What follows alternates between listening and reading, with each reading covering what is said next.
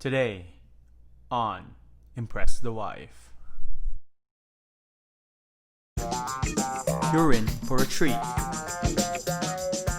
Join me as I push myself to the limits of discovering and mastering the secrets of the kitchen and to ultimately impress the wife. Hello YouTube. Welcome back to the channel. Today we are making Roti Canai with a wonderful potato curry that acts like a dip. Backstory, the first time I tried this was back in San Francisco at a place called Banana Boat in Daly City. You can see the chefs make this right in front of you, maneuvering the dough like crazy. They make it look so easy until you start doing it yourself.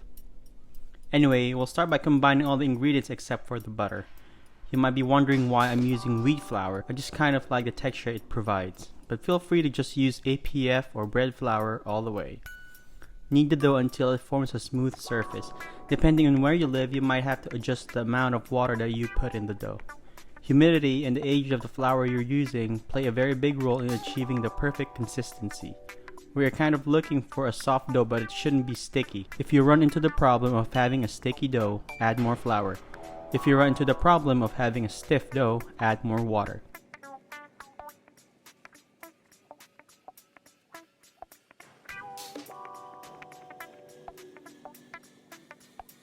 Finally, divide the dough into 3, which should give you about 170 to 180 gram portions. I suggest dividing it into 4. I realized that 80 grams to 90 grams per portion would be easier to thin out and cook. Roll the portions into balls like this. Then coat them generously in some kind of fat or grease. You can use regular oil, butter, or coconut oil. Place them in a container and cover. Let it rest overnight. This is very important. You cannot rush this. You need the dough to rest. 24 hours later, and now we're going to make the potato curry. I already boiled my potato in water until soft. You have the option to remove or not remove the skin. Slice them into manageable pieces and set aside. In a pot, pour 6 to 7 tablespoons of oil. Yes, you need a lot of oil to cook curries. Saute your onion until soft and translucent. Add the ginger and the garlic paste. I just combined peeled ginger and garlic in a blender and blitz it until smooth. Next, the Fresno and the tomatoes. Add your chili powder, turmeric powder, and curry powder. Add the chicken bouillon, coconut milk,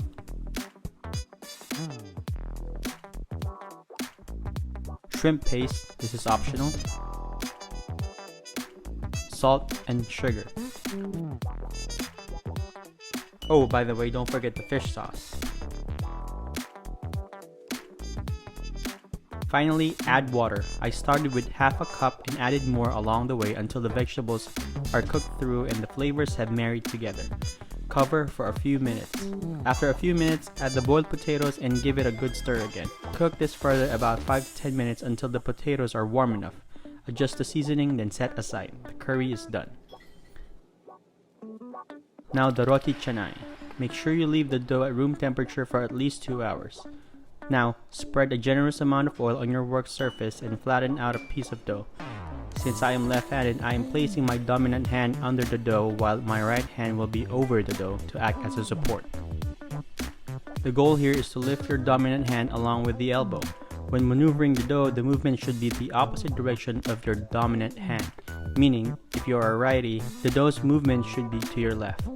And every time you slap the dough against the bench, you work your way up the dough by grabbing a different point or edge to flip. That way, the dough evens all throughout. Does that make sense? I think it doesn't. Anyway, you can go to the settings and slow-mo this video for a better picture of what I'm saying. If flipping the dough seems too difficult, you can just stretch the sides by pulling the edge or use a rolling pin if it works. I haven't done it, so let me know in the comment section about your experience. Once the dough is paper thin, fold the ends toward the center.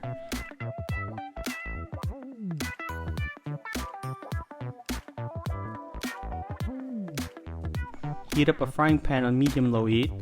Add a bit of oil or butter. Cook the roti until one side turns into a nice golden brown color. Be careful though, if it only took you 10 to 15 seconds, then your pan is way too hot. It should normally take 2 to 3 minutes for each side to cook properly. Flip to the other side and do the same. You can also break a small piece just to check if the dough is cooked all the way through.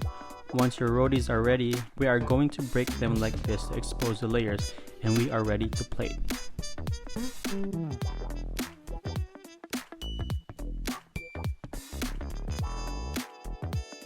And that is it. The crispy and buttery Roti Canai pairs well with the creamy and savory potato curry. That's it guys, enjoy. And that is it folks. Thank you so much for watching this episode. Please give this video a thumbs up. Also, please subscribe to my channel to get notifications on upcoming videos or recipes. Until then, see you next time.